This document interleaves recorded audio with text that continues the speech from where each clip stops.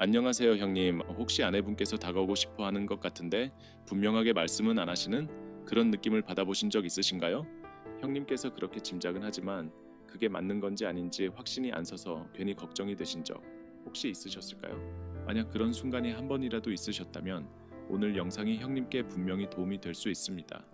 부끄럽거나 민망하지 않게 판단하거나 가르치려는 게 아니라 편안하게 있는 그대로의 마음을 나눌 수 있는 이야기입니다. 오늘 저는 형님께서 꼭 오셨으면 하는 작지만 섬세한 4가지 신호에 대해 말씀드리겠습니다.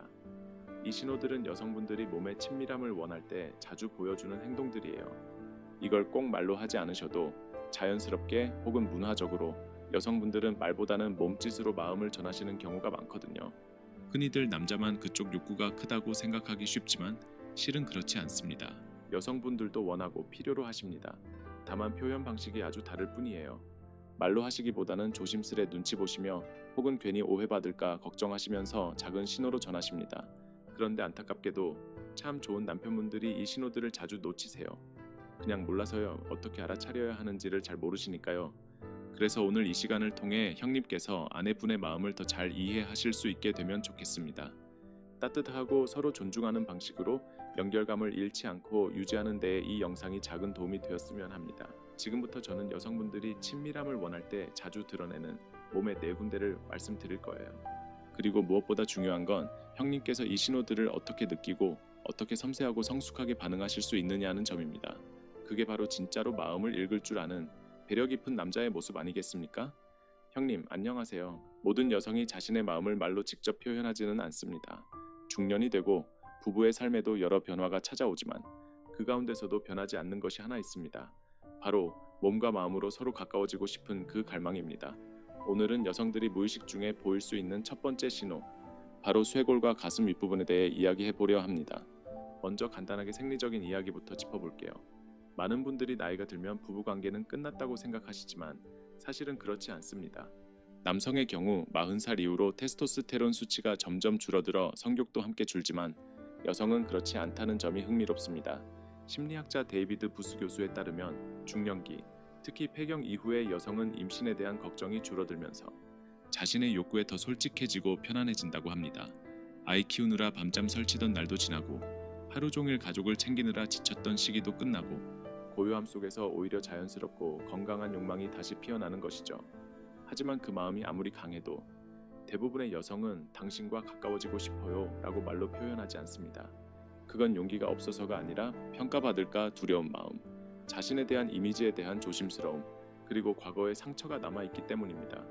그래서 그들은 말 대신 조심스러운 신호를 보냅니다. 바로 몸짓 언어라는 방식으로요.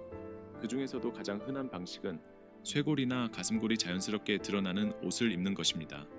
과하지 않게 은근하게 말이죠. 이걸 단지 유혹으로만 생각하실 필요는 없습니다.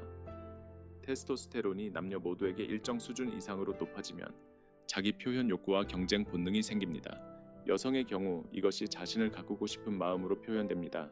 좀 더 자신감 있어 보이는 옷, 평소보다 조금 더 화사하게 입고 싶은 마음. 그건 바로 여성으로서의 자신을 다시 만나고 싶은 갈망입니다.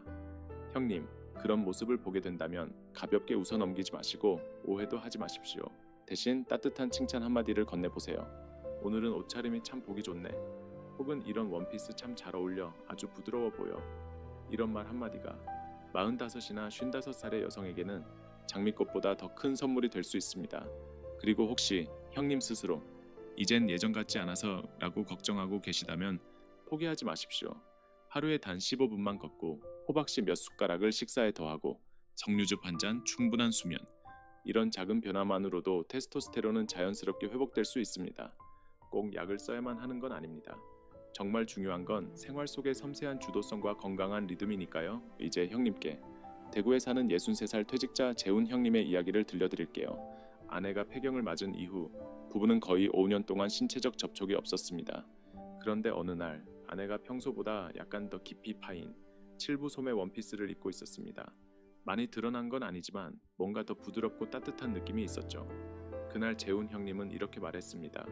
오늘 무슨 약속 있어요? 봄이 온 사람 같네요. 그 한마디가 시작이 되던 두 사람은 오랜만에 조용하고 따뜻한 밤을 함께 보내게 되었습니다. 오늘 제가 형님께 꼭 전하고 싶은 말은 쇄골을 보는 법이 아닙니다. 그녀가 아직 살아있고 느끼고 있고 사랑받고 싶어 한다는 것을 어떻게 알아차릴 수 있는가? 그것이 핵심입니다. 성은 민감한 주제가 아니라 서로를 연결하는 자연스러운 부분입니다. 형님께서 마음으로 볼 수 있다면 그녀의 신호는 어떤 말보다도 더 분명하게 느껴질 것입니다. 두 장에서는 여성의 목덜미, 오직 섬세한 남자만이 알아채는 신호에 대해 이야기 드리겠습니다.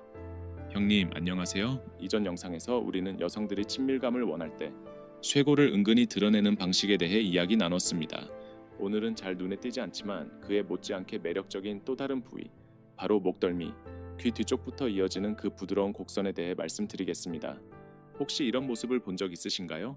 마음에 드는 사람 앞에서 여성이 고개를 살짝 숙이거나 머리를 귀 뒤로 넘기거나 몸을 돌릴 때 목이 자연스럽게 드러나는 장면 말입니다. 이건 흔히 오해하듯 유혹하려는 행동이 아니라 커뮤니케이션 전문가 토냐 라이먼에 따르면 상대방에게 편안함과 신뢰를 느낄 때 나오는 자연스러운 반응입니다. 목은 인체에서 가장 민감하고 취약한 부위입니다. 경동맥과 정맥이 지나가며 보호 본능이 가장 강하게 작동하는 곳이죠. 그런 부위를 누군가 앞에서 자연스럽게 드러낸다는 건 그 사람을 믿고 방어하지 않겠다는 무언의 메시지입니다. 말로 하자면 이런 뜻이죠. 난 당신을 믿어요. 가까이 와도 괜찮아요. 많은 중년 남성들이 친밀감을 단순한 신체 반응으로만 여기기 쉽지만 사실 40살 이후의 여성들에게 욕망은 이해받고 싶다는 감정에서 시작됩니다. 부드러운 눈빛, 따뜻한 말 한마디, 길을 건널 때 등을 살짝 받쳐주는 손길, 이런 작은 표현들이 적절한 순간에 맞닿을 때 그녀들의 감정 세계는 조용히 열리기 시작합니다. 제가 만난 경기도에 사는 58살 상우 형님의 이야기를 들려드릴게요. 결혼한 지 20년이 넘도록 늘 차갑다고만 느껴졌던 아내가 어느 날 조카 결혼식에 가기 위해 연한 분홍색 원피스를 입었답니다. 그리고 그 원피스는 살짝 목덜미가 드러나는 디자인이었죠. 형님은 이렇게 말했어요. 그 순간 첫사랑 때 봤던 그녀가 떠올랐습니다. 장난으로 한마디 하려다 말고 어깨에서 흘러내린 원피스 끈을 조용히 올려줬죠. 그날 밤 정말 오랜만에 두 분은 손을 꼭 잡고 집으로 돌아왔다고 합니다.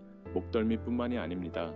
마음이 있는 여성은 머리카락을 만지작거리거나 귀를 살짝 쓰다듬거나 그 남자를 몰래 훔쳐보기도 합니다. 그리고 눈이 마주치는 순간 황급히 고개를 돌리거나 볼이 붉어지거나 당황한 듯 웃기도 하죠. 이건 누구도 흉내낼 수 없는 자연스러운 몸의 언어입니다. 하지만 안타깝게도 많은 남성분들이 그 순간 잘못된 질문을 던집니다. 왜 그렇게 나를 봐? 이 말 한마디가 여성의 마음을 쓱 닫게 만들 수도 있습니다. 그럴 땐 그저 부드럽게 미소 짓고 조용히 고개를 끄덕여 주세요. 말하지 않아도 충분한 메시지가 전해질 겁니다. 나도 느꼈어요. 나도 그래요. 많은 분들이 관계의 진전을 위해선 확실함이 필요하다고 생각하지만 사실 여성의 마음은 섬세함과 기다림에서 열립니다. 조급한 말투나 직설적인 접근은 그녀의 마음을 움츠리게 만듭니다. 그러니 지금부터는 말이 아닌 행동을, 그녀의 습관이 아닌 표정을 바라보세요. 예를 들어 식사 후에 머리를 묶으려다 무심코 귀 뒤로 머리를 넘기는 모습. 그건 단지 습관일 수 있습니다. 하지만 그 행동이 눈빛과 함께 다가오고 볼이 살짝 붉어지고 웃음소리도 살짝 부드러워졌다면 형님, 그건 신호입니다. 정리하자면 오늘 이 시간엔 두 가지 중요한 단서를 살펴봤습니다. 첫째, 목과 목덜미. 신뢰와 마음의 개방을 상징하는 부위. 둘째, 눈빛과 무의식적인 행동. 말보다 먼저 감정을 보여주는 신호들입니다. 다음 편에선 겉모습이 아닌 목소리의 변화 속에서 여성이 마음을 열었는지를 알아보는 방법을 말씀드릴게요. 혹시 형님께서도 지금까지 이런 신호들을 놓친 적이 있다면 걱정 마세요. 지금이 바로 천천히 부드럽고 멋지게 다시 배워갈 수 있는 가장 좋은 시간입니다. 형님, 어떤 분들은 여성의 진짜 감정을 알아채려면 무슨 특별한 능력이 있어야 한다고 생각하십니다. 하지만 꼭 심리학자가 아니어도 괜찮습니다. 조금의 섬세함, 그리고 무엇보다 존중이 있다면 충분합니다. 한 여성이 무의식 중에 깊은 의미를 담은 시선을 보낼 때 왜 그렇게 나를 봐? 라는 질문은 그녀를 당황하게 만들 수도 있고 때론 상처를 줄 수도 있습니다. 그럴 땐 그냥 조용히 미소 짓고 부드러운 눈빛을 보내거나 살짝 고개를 끄덕여 주는 것만으로도 그 순간은 안전하고 따뜻한 추억으로 남게 됩니다. 그리고 언젠가 형님은 이런 변화를 느끼실 겁니다. 그녀의 목소리가 바뀌기 시작하죠. 조금 더 높아지고 조금 더 부드러워지고 때로는 코끝에 감도는 귀여운 울림으로 그녀는 말보다 더 많은 것을 전하고 있습니다. 감정이 얼굴 표정, 웃음소리, 그리고 특히 눈빛을 통해 고스란히 드러나는 순간입니다. 진화심리학에 따르면 남성은 자신감이 있으면서도 비밀스러움을 지닌 여성에게 끌리는 경향이 있다고 합니다. 그리고 그 끌림의 시작은 바로 미소입니다. 억지로 만든 미소가 아닌 자연스럽고 편안한 미소. 그 미소 하나가 두 사람 사이에 새로운 문을 열 수 있습니다. 연구에 따르면 여성은 좋아하는 남성 앞에서 더 자주 웃고 더 감정적으로 행동한다고 합니다. 하지만 모든 여성이 그 감정을 명확하게 드러내는 건 아닙니다. 어떤 여성은 강해 보이고 감정을 숨기는 데 능숙합니다. 그럴 땐 그녀가 다른 사람들과 대하는 방식과 형님과 단둘이 있을 때 대하는 방식을 비교해 보십시오.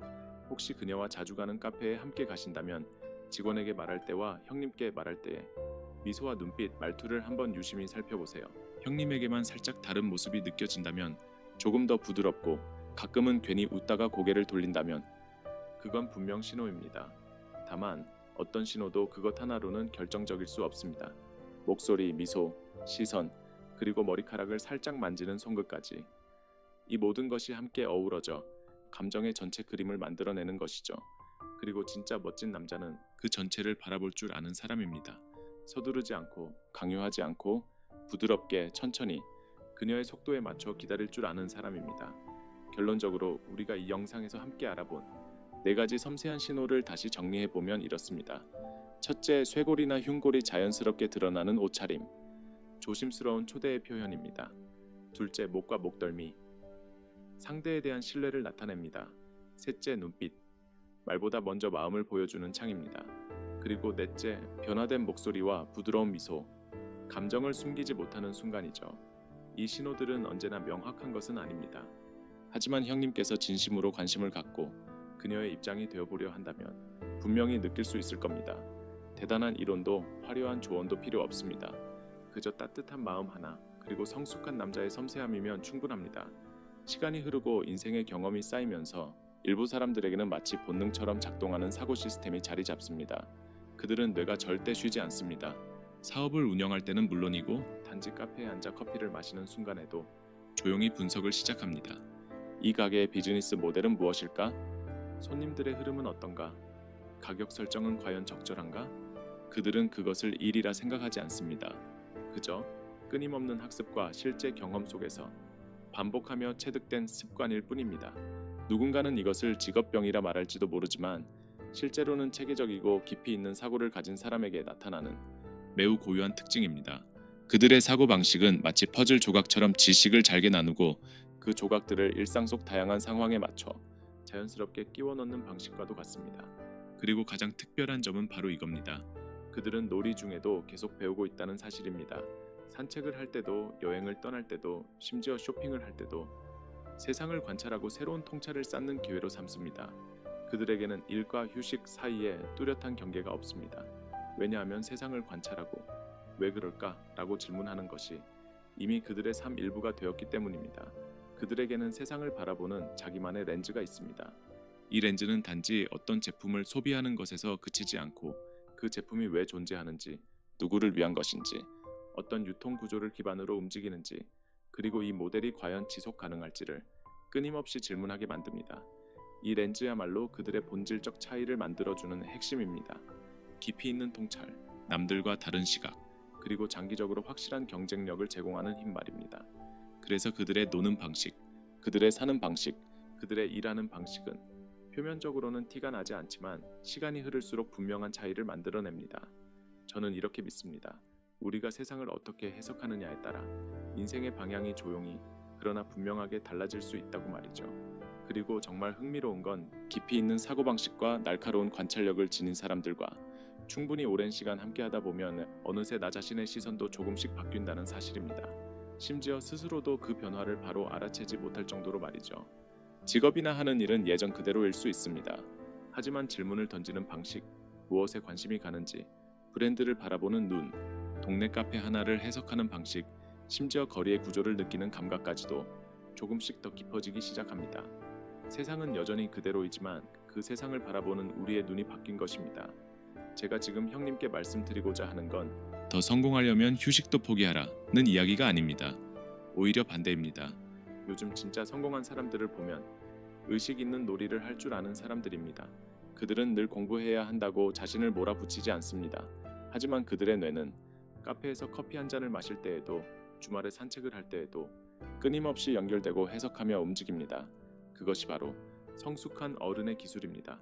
세상을 관찰하고 그 안에서 의미를 찾고 일상의 순간 속에서 배우는 힘이죠. 사람들은 이렇게 말하곤 합니다. 진짜 똑똑한 사람은 쉴 때도 돈을 번다. 저는 거기에 덧붙이고 싶습니다. 단, 그 마음이 열려 있고 눈이 세상을 보고 있으며 마음이 여전히 호기심으로 살아있다면 가능합니다. 왜냐하면 결국 우리가 어떻게 노느냐는 우리가 어떤 사람이 되어갈지를 고스란히 비추는 거울이 되기 때문입니다.